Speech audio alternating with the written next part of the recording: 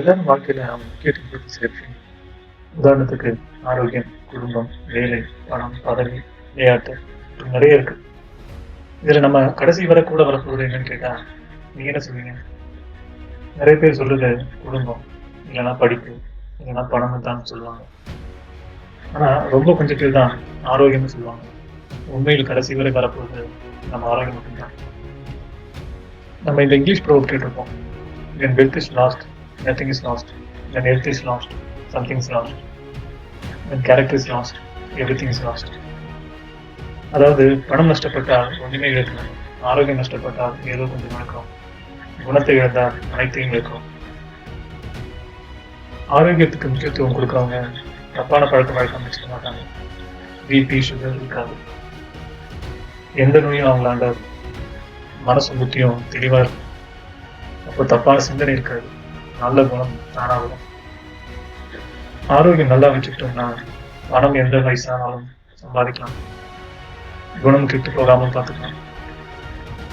குடிப்பழக்கத்தினால உடல் ஆரோக்கியம் கெட்டு போய், குணம் கெட்டு போய், குடும்பம் கெட்டு போய், பணத்தை இழந்து அவமானப்பட்டு, குடிக்கிறதுக்காக திருடுறது, பொய் சொல்றதுன்னு இப்படி வாழ்க்கையே தொலைச்சாங்க நிறைய பேர். பணம் பணம்னு அது பின்னாடி போறவங்கள பல பேர் அவங்க ஆரோக்கியம் மேல கவனம் செலுத்துறது இல்லை. அதனாலேயே அவங்களுக்கு பிபி, சுகர் பல வியாதிகள் இருக்கும். யோசிச்சு பாருங்க, என்னதான் பணக்காரனா இருந்தாலும் அவங்களுக்கு உடம்பு முடியாம ஹாஸ்பிட்டல் அட்மிட் பண்றாங்கன்னா அவங்களுக்கு கொடுக்குற சிகிச்சை, வலி, வேதனை வேற யாருக்கும் பணத்தை கொடுத்து எனக்கு பதிலாக நீங்க ட்ரீட்மெண்ட் எடுத்துக்கோங்கன்னு சொல்ல முடியாது. அவங்க தான் அனுபவிக்கணும். பணக்காரங்களுக்கு உடல் வலி மட்டும் தாங்கிக்கிட்டா போதும். பணம் நிறைய இருக்கும். ஆனா ஏழைங்களுக்கு பணமும் இல்லை, வலியும் வேதனையும் வேற அனுபவிக்கணும். அவங்க சேர்த்து வச்ச எல்லா பணத்தையும் வேற இழக்கணும். உண்மையில் ஏழைங்களோட சொத்துன்னு பார்த்தா அது ஆரோக்கியம் தான். ஏன்னா உடல் ஆரோக்கியத்தை பார்த்துக்கிட்டா பிற்காலத்துல ஹாஸ்பிட்டல் கொடுக்குற பணத்தை நாம காப்பாத்திக்கிட்டோம். அதுவும் ஒரு வகையில நம்ம சேர்ந்துட்டு தான், நம்ம சொத்து தான். நம்ம வீட்டுல இல்ல பக்கத்து வீட்டுல இல்ல நண்பர்கள் சொல்றது உண்டு.